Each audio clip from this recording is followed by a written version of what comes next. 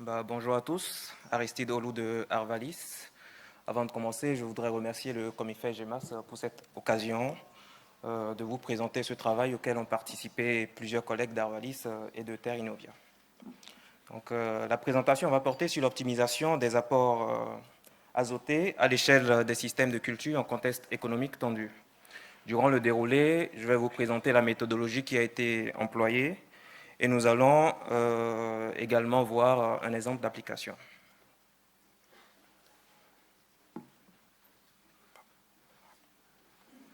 C'est un travail que nous avons entamé à la suite de la récente flambée des prix des engrais qui a conduit en 2023 à ce que le prix de 100 kg d'azote d'ammonitrate rendu agriculteur soit supérieur au prix de la tonne de blé. C'est deux indicateurs que nous regardons souvent pour se rendre compte du niveau de tension économique du marché. Donc, cette situation que nous avons remarquée en 2023 n'est pas inédite. C'est quelque chose que nous avons déjà vu en 2009, par exemple, avec des niveaux de prix différents. À côté de cela, les risques de pénurie, les tensions sur les approvisionnements des engrais, l'évolution de la réglementation et la volonté des politiques de réduire l'usage des fertilisants minéraux poussent à une gestion toujours plus efficiente de la fertilisation azotée, nécessitant de prendre en compte la dimension économique en plus de la dimension technique.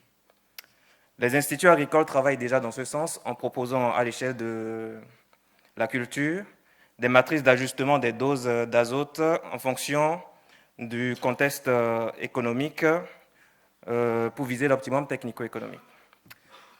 L'échelle de l'exploitation et du système de culture est tout aussi importante.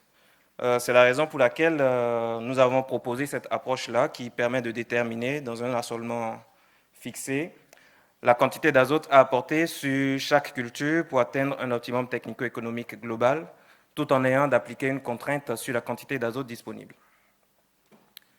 La méthodologie développée s'appuie essentiellement sur les courbes de réponse à l'azote du rendement et de la teneur en protéines des céréales à paille. Ce sont des courbes qui sont construites à partir de multiples données d'essais des instituts. Et par espèce, des segmentations sont proposées par classe de dose d'azote à l'optimum de rendement, question de réduire la variabilité qui peut exister autour de la courbe de réponse moyenne. Il faut ensuite retenir les données du système que l'on veut étudier à l'optimum technique et ensuite définir les scénarios que l'on veut tester qui portent sur le contexte de prix, les grilles de paiement de la qualité et la quantité d'azote disponible à l'échelle du système.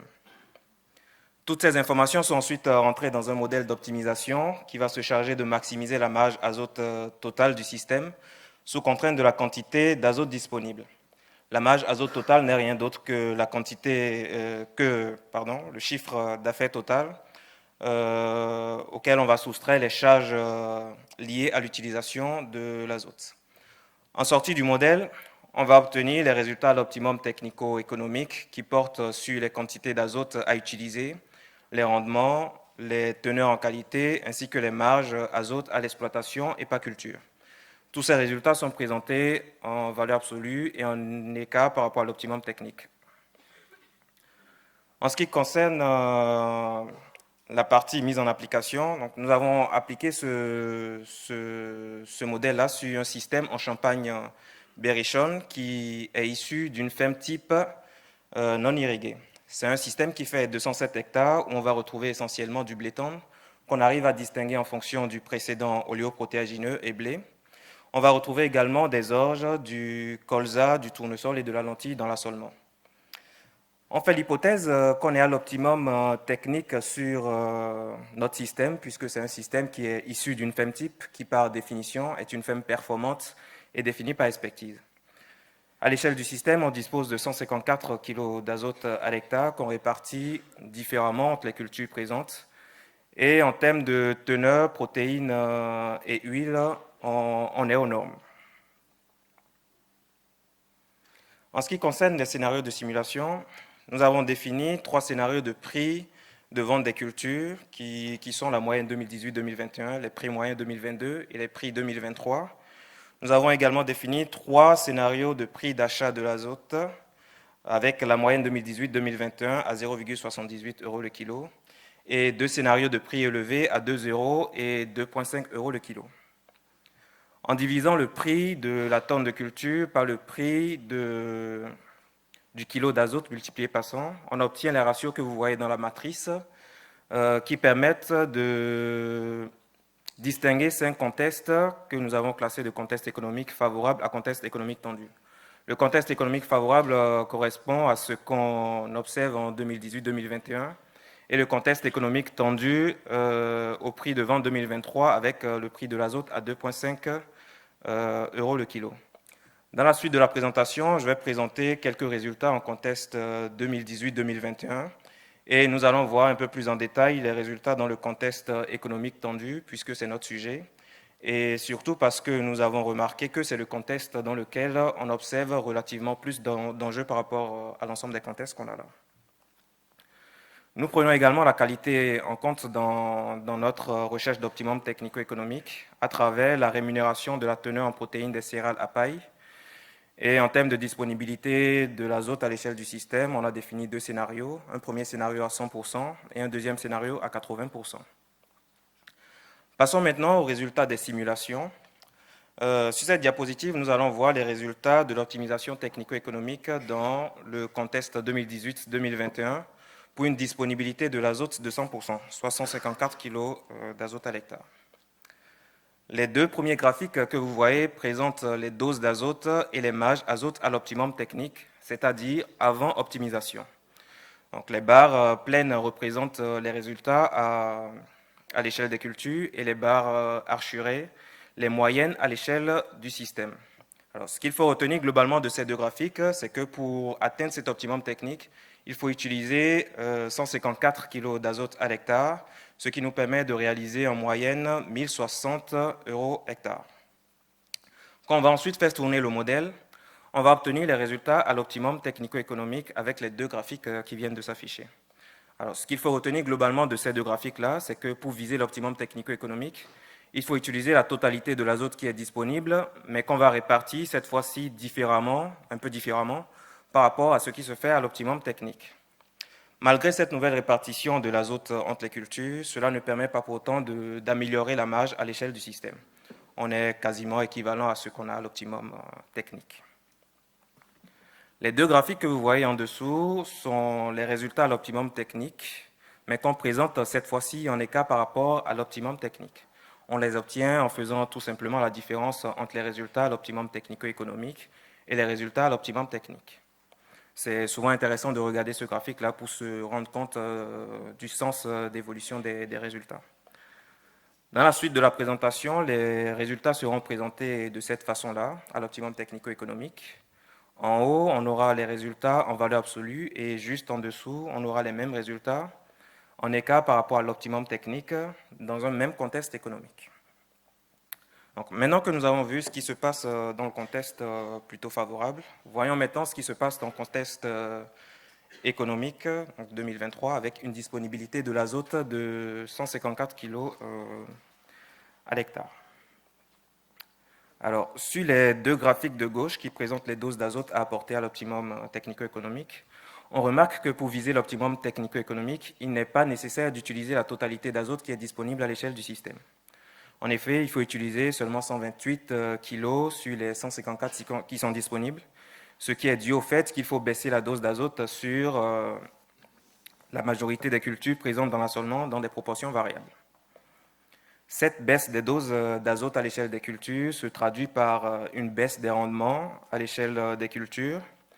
On peut également apprécier l'évolution de la teneur en protéines et en huile. On va remarquer par exemple qu'il y a une baisse de la teneur en protéines au niveau des blés, ce qui est lié au fait que la teneur en protéines des céréales à paille est positivement corrélée à la dose d'azote apportée. Et à contrario, on va remarquer qu'il y a une augmentation de la teneur en huile des oléagineux, ce qui s'explique par le fait que ces cultures vont concentrer de l'huile suite à la baisse de rendement. Alors, résultat des courses, au niveau des marges azote, on remarque que malgré tous ces changements, on arrive à faire relativement un peu plus de marge que ce que l'on ferait si on tentait coûte que coûte de viser l'optimum technique. Donc on voit par exemple qu'à l'échelle du système, on réalise plus 13 € de marge par rapport à l'optimum technique. Donc c'est plus 13 € en plus de la quantité d'azote qu'on utilise par l'échelle du système. Sur ce graphique, je présente les résultats à l'optimum technico-économique, mais cette fois-ci avec une contrainte sur la quantité d'azote disponible. Là, on est à 80% seulement, donc soit 123 kg d'azote à l'hectare. Et ce qu'il faut remarquer globalement sur ces graphiques-là, c'est que la quantité d'azote disponible à l'échelle du système ne permet pas d'atteindre l'optimum technique. Cependant, l'algorithme nous permet d'avoir une répartition de l'azote qui nous permet de viser un optimum technico-économique.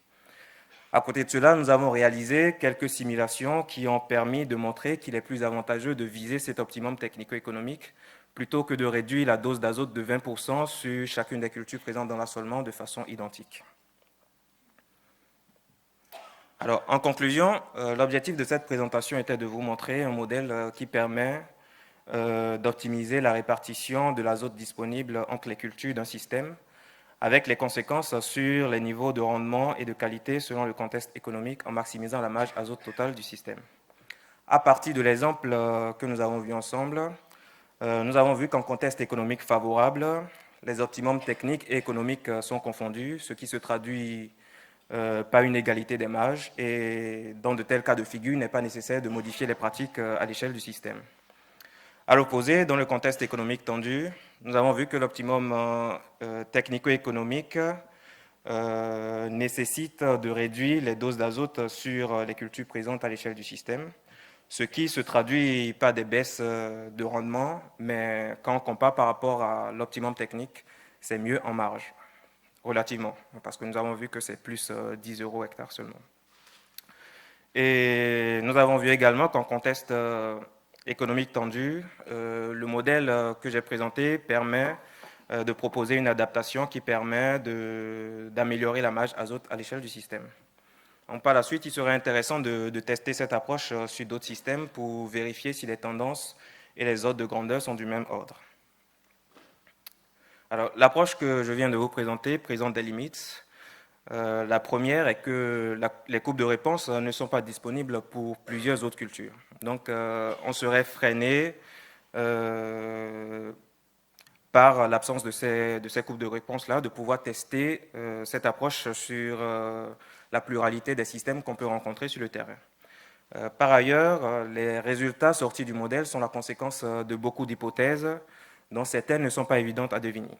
Par exemple, je prends l'exemple des prix de vente des cultures. Ça, c'est une information qu'on connaît généralement une fois que la campagne est terminée. En plus de cela, l'incertitude liée à la variabilité autour des courbes de réponse à l'azote et la variabilité de l'optimum technique n'est pas prise en compte dans notre travail. Et nous envisageons par la suite de pouvoir intégrer ces éléments-là avec des collègues, par exemple, qui vont travailler sur une amélioration de la prédiction des pentes des courbes de réponse. Et on envisage également de pouvoir intégrer la variabilité dans la recherche de l'optimum technico-économique, ce qui permettrait peut-être de proposer des plages de résultats plutôt que des valeurs uniques. Le fractionnement des apports qui a un impact sur la teneur en protéines et en huile n'est pas pris en compte dans notre travail. Et en fait, nous faisons l'hypothèse qu'on raisonne en fractionnement constant. Et enfin, la modification d'assolement est un levier important pour s'adapter en contexte économique tendu. Et par la suite, nous envisageons également de pouvoir travailler dans ce sens-là en proposant des modèles d'optimisation d'assolement en contexte économique tendu. Donc voilà, merci de votre attention. Merci Aristide.